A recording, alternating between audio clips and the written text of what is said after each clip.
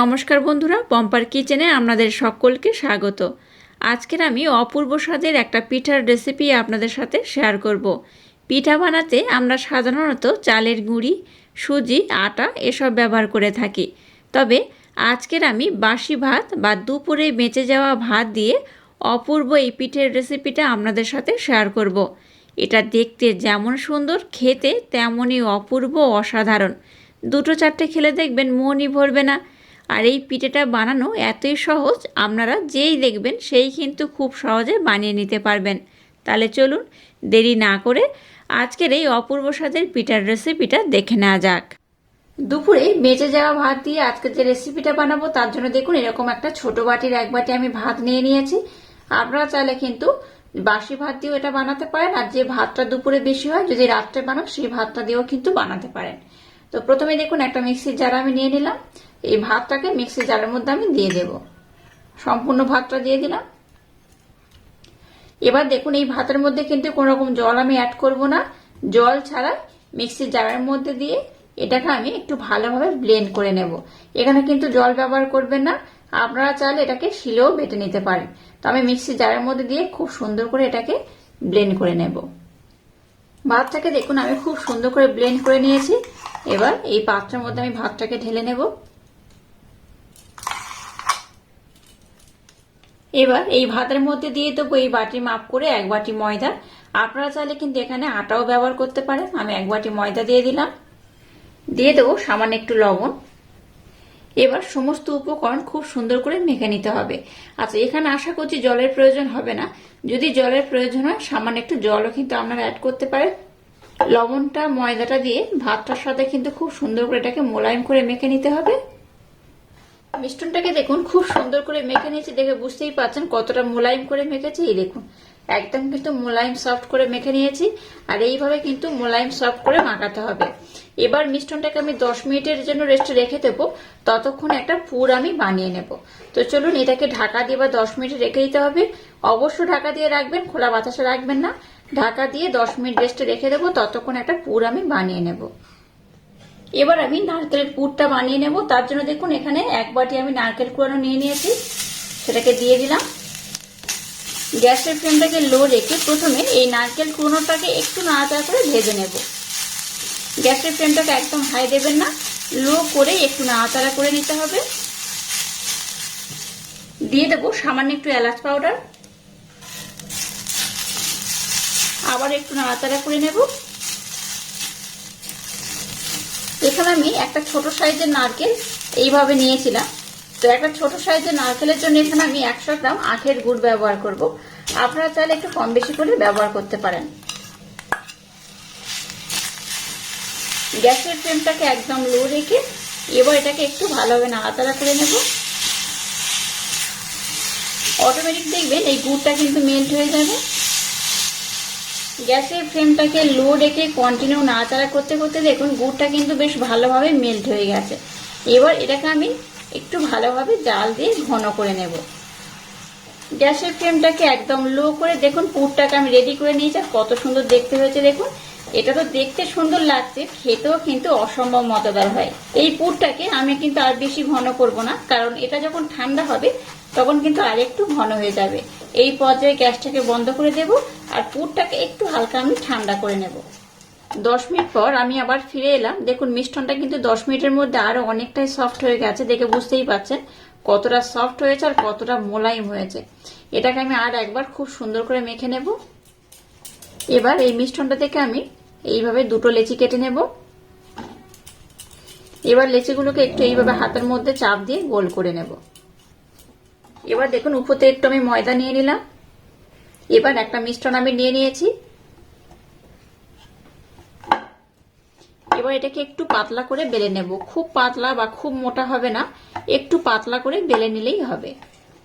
দেখুন যেমন করে রুটি বেলে ঠিক সেইভাবে কিন্তু একটু পাতলা করে আমি বেলে নিয়েছি। এই দেখুন খুব যেমন পাতলা নয় আবার খুব মোটাও নয়, এইভাবে বেলে নিয়েছি। এবার দেখুন এইরকম একটা বাটি নিয়ে নিয়েছি। আপনারা চাইলে কিন্তু এটা গ্লাসও নিতে পারেন। এবার এই বাটির মাধ্যমে এটাকে আমি কেটে গোল করে নেব।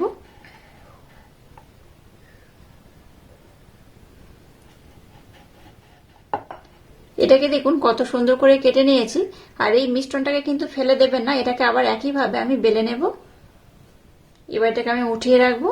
সবগুলোকে প্রথমে এইভাবে বানিয়ে নেব, তারপর আমি আপনাদের দেখাবো এটা কিভাবে বানাতে হবে। আবারও একটা ডো নিয়ে নিয়েছি, একইভাবে এটাকেও বেলে নেব আর একইভাবে খুব সুন্দর করে ছোট্ট ছোট্ট করে কেটে নেব। দেখুন সবগুলোকে আমি কত সুন্দর করে বানিয়ে নিয়েছি, আর প্রত্যেকটা কিন্তু এরকম গোল গোল করে বানিয়ে নিয়েছি। এবার দেখুন একটাকে এখানে নিয়ে নিয়েছি আর একটা নিয়ে নিলাম।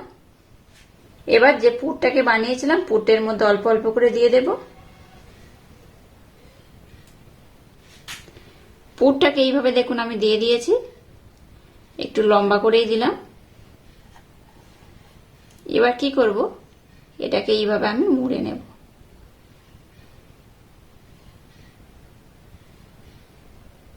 খুব সুন্দরভাবে ধীরে ধীরে এটাকে মুড়ে নিতে হবে। একদম ইউনিক পদ্ধতিতে আজকের এই সুন্দর ধরনের একটা পিঠের রেসিপি আপনাদের সাথে শেয়ার করছি। আশা করছি আপনাদের ভীষণ ভালো লাগবে। একবার হলো আমার মতো ট্রাই করবেন, যাকে বানিয়ে খাবেন সেই কিন্তু আপনাকে ভীষণ প্রশংসা করবে। এই দেখুন এইভাবে করে নিয়েছি, আর একটাকেও একইভাবে আমি করে নেব। এখানে কোনো রকম জলের মিশ্রণ দেওয়ার দরকার নেই, বা আটা বা ময়দা গুলে নিয়েও ব্যবহার করার দরকার নেই। একটু হাতের মাধ্যমে এইভাবে চেপে চেপে বসিয়ে দিলেই হবে। দেখুন দুটোকে আমি কত সুন্দর করে করে নিয়েছি। এবার দেখুন এরকম একটা আমি চিরুনি নিয়ে নিয়েছি, একদম নতুন চিরুনি।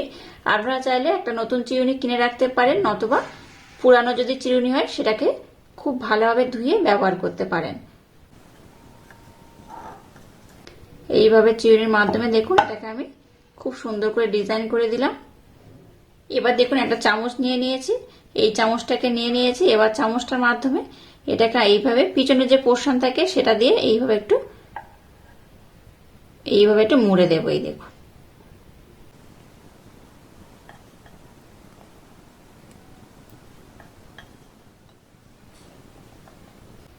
এটাকে দেখুন কত সুন্দর এইভাবে আমি মুড়ে দিলাম।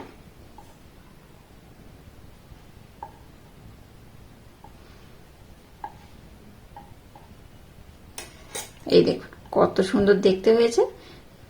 আমরা তো সবসময় নানা ধরনের পিঠে বানিয়ে খাই, তবে এইভাবে একবার আমার মতো এই পিঠেটা বানিয়ে দেখবেন, অসাধারণ খেতে হয়।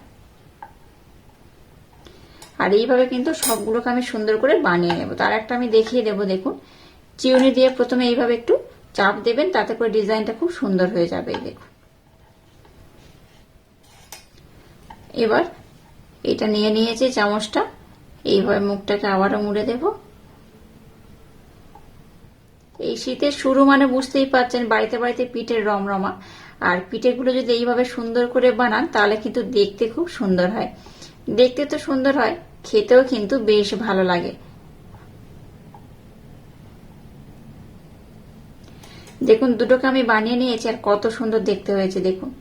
আর কোন রকম তেল ছাড়া এই পিঠেটা আমি বানাচ্ছি, বুঝতেই পারছেন কতটা হেলদি একটা পিঠের রেসিপি। আর এইভাবে সবগুলোকে আমি সুন্দর করে বানিয়ে নেব। দেখুন সমস্ত পিঠেগুলোকে আমি কত সুন্দর করে বানিয়ে নিয়েছি, আর সবগুলো দেখুন কত সুন্দর দেখতে হয়েছে। প্রত্যেকটা কিন্তু খুব সুন্দরভাবে হয়ে গেছে। এটা শুধু দেখতে ভালো নয়, এটা খেতেও কিন্তু অসম্ভব সুন্দর। একবার যদি এইভাবে বানিয়ে খান দেখবেন আপনাদের বারবার বানাতে ইচ্ছা হবে। আর দেখলেন তো কত অপূর্ব দেখতে হয়েছে, আর কত সহজ এটা আমি বানিয়ে নিয়েছি।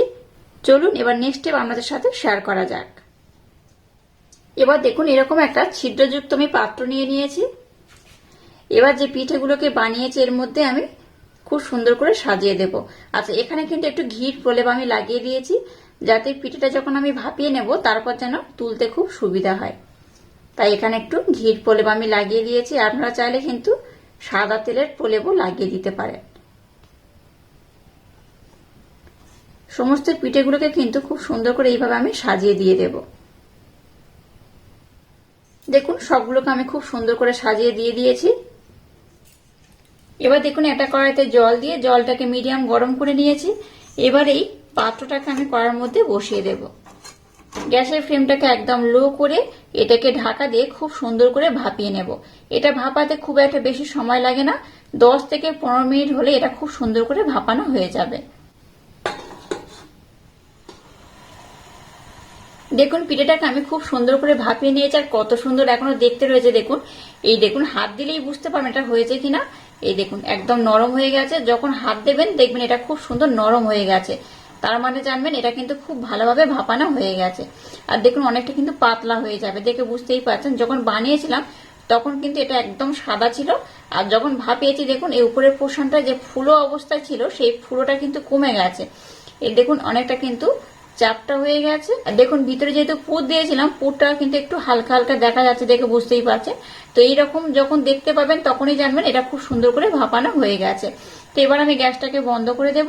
গ্যাসটাকে বন্ধ করে দিয়ে এটাকে আমি খুব সুন্দর করে ঠান্ডা করে নেব, তারপর এটাকে আমি উঠিয়ে দেখাবো এটা কত সুন্দর হয়েছে। গরম অবস্থা এটাকে তুলতে যাবে না, তাহলে কিন্তু এগুলো ভেঙে যেতে পারে। তাই এটাকে ঠান্ডা করে তারপর উঠিয়ে আমি আপনাদের দেখাবো এই পিঠেটা কত সুন্দর হয়েছে।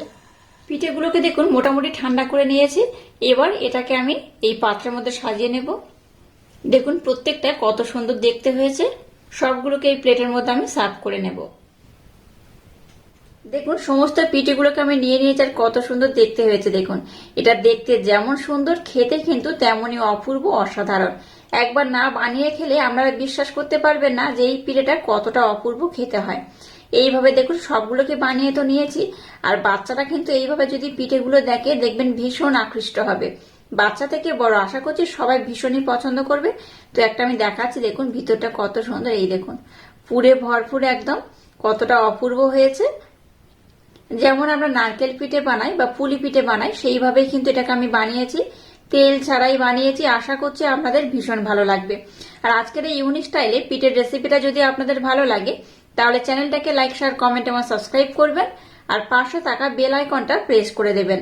তাহলে টাটা, আবার দেখা হচ্ছে নতুন কোনো রেসিপি নিয়ে।